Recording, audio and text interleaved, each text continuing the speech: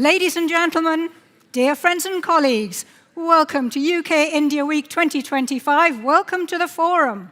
Thank you for joining us here today at the QET Centre in Westminster. And actually, we're broadcasting live today, right from the centre of London. I'm Nisha Pillay. It's my great pleasure to be with you. Yeah, very happy to be here as well. I'm Mark Barton. Very warm welcome from me as well. Thanks to all our sponsors, our wonderful sponsors, for their invaluable support. We do gather here today, not just to mark another edition of IGF, but to witness history unfolding.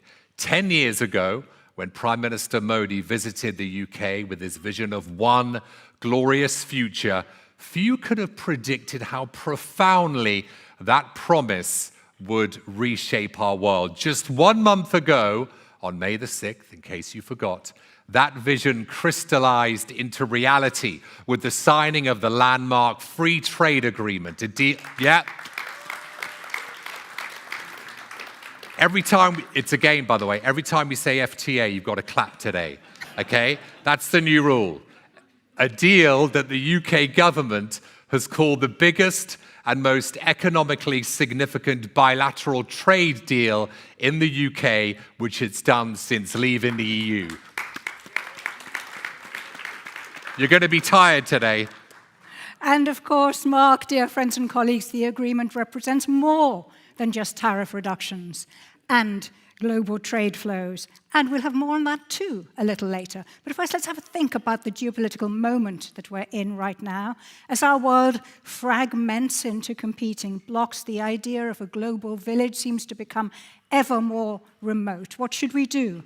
Well, trusted partnerships built on shared values, shared strategic ambitions, still play a very valuable role in bringing together parties and driving transformational progress. And that brings me very neatly onto the theme for this year's forum, which is forging winning partnerships. Let's reimagine what's possible when two great democracies commit to building bridges rather than walls, and when they encourage others to do so as well. Now, we are super excited about announcing the very first winner of the IGF Archer Amish Award for Storytellers. It was launched, in case you didn't know, 1 year ago at IGF London 2024. Now, it's a first of its kind honor celebrating contemporary Indian fiction that reflects the complexity, diversity, and dynamism of modern India. And I can't wait to meet the shortlisted authors. We'll be revealing all shortly. First, though, let's get cracking. I'd like to welcome to the stage founder and chairman of IGF, Manoj Ladwa, for his introductory remarks. Manoj.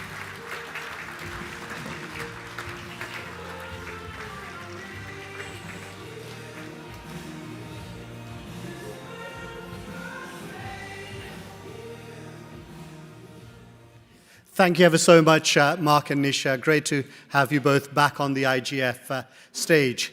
Your Excellencies, distinguished guests and friends, it's always a pleasure to welcome you at the IGF in London. But we gather here somewhat with heavy hearts.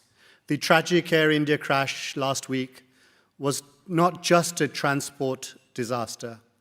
It was a painful reminder of the human threads that weave the relationship between our two great nations.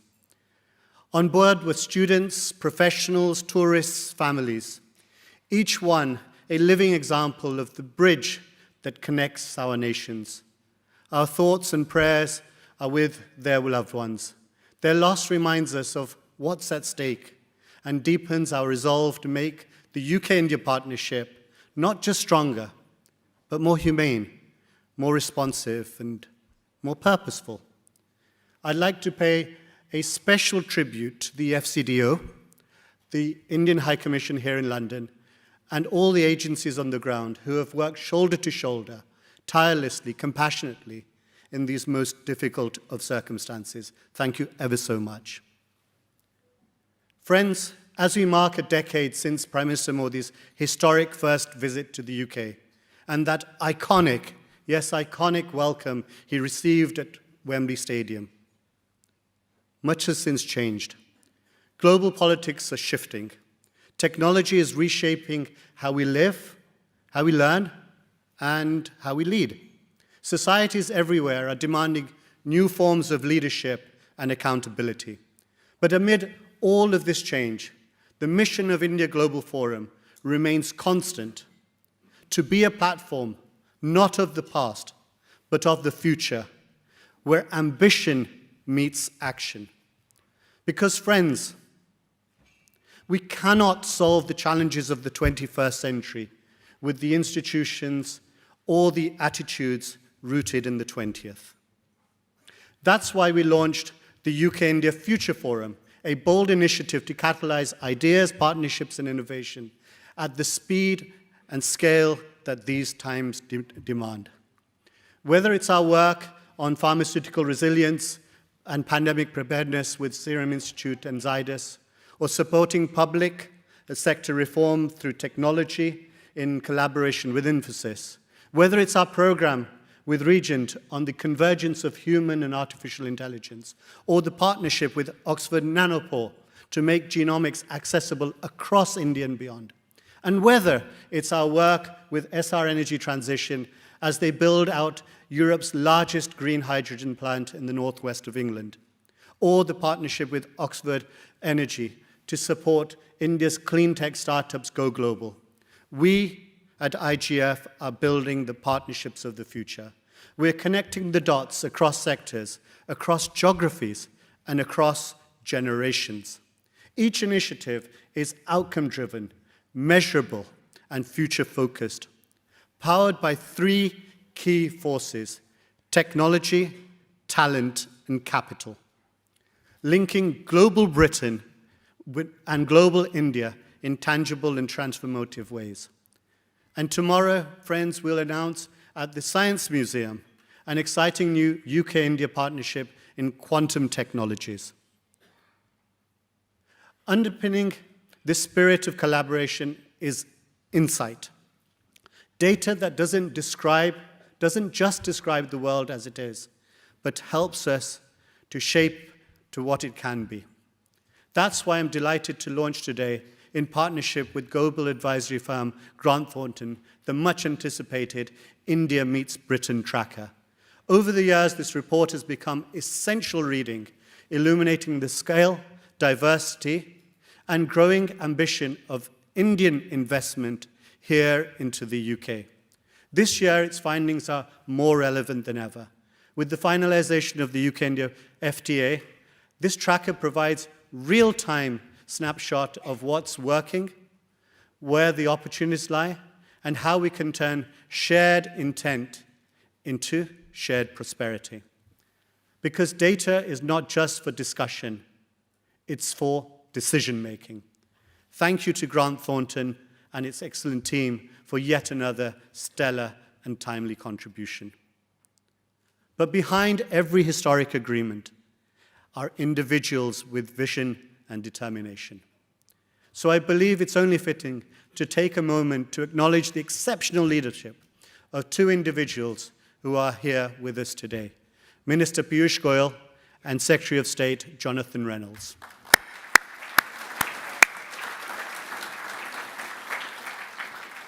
It's through their quiet, and sometimes not so quiet, perseverance, strategic clarity, and above all, mutual trust that the UK-India FTA has reached fruition.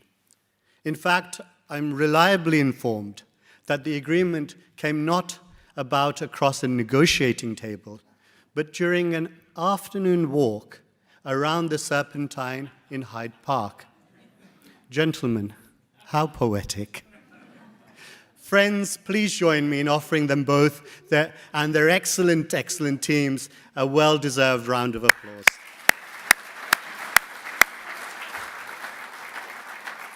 In many ways, this moment represents not just the culmination of months of negotiation, but a journey that began right here on this very stage. 2 years ago, Sir Keir Starmer, then the leader of opposition, stood at this forum, on this very stage, and called for a reset between the Labour Party and India, and with the Indian diaspora. Last year, we heard from the then Shadow Foreign Secretary, David Lammy, who laid down his vision for UK-India relations, grounded in both principle, but also, most importantly, pragmatism. And today we welcome Jonathan Reynolds, now Secretary of State for Business and Trade, a great supporter of IGF, whose presence reaffirms the importance of this UK government places on the partnership with India.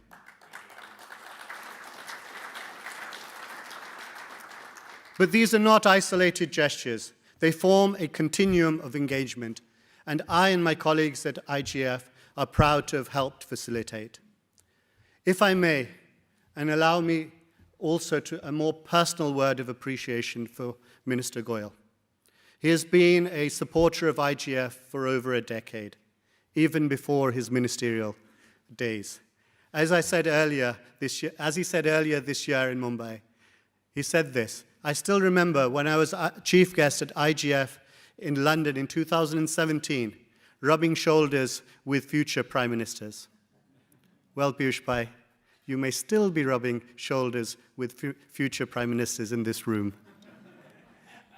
And as you continue to shape India's economic diplomacy, your foresight and purpose, kind words about IGF, bear repeating. IGF is helping to crystallize conversations, helping build the narrative of India of tomorrow, and will provoke new ideas, new thoughts, and new ways to take the India story forward. Thank you, sir. Ministers, we are truly grateful for your ongoing support. Your visions mirror everything that we strive for at IGF: open dialogue, bold thinking, and impact at scale. Friends, what happens next is just as important. The FTA is not an end, it's a beginning. At IGF, we'll work to ensure this agreement is understood, its opportunities are unlocked, and its benefits are realized. In the boardrooms, the labs, the classrooms, the factories, on both sides of the corridor. So over the next 3 days, this forum is where agreement will turn into action. Because the UK-India corridor is powered not just by governments or corporations, but by young innovators, curious students, and our vibrant diaspora. The young people we lost last week were just not passengers. They were pioneers. So today, let us honor their memories by investing in our youth with amplified ambition and with a shared commitment to our future. With both the UK and India emerging from elections in the past year, there is new political energy on both sides.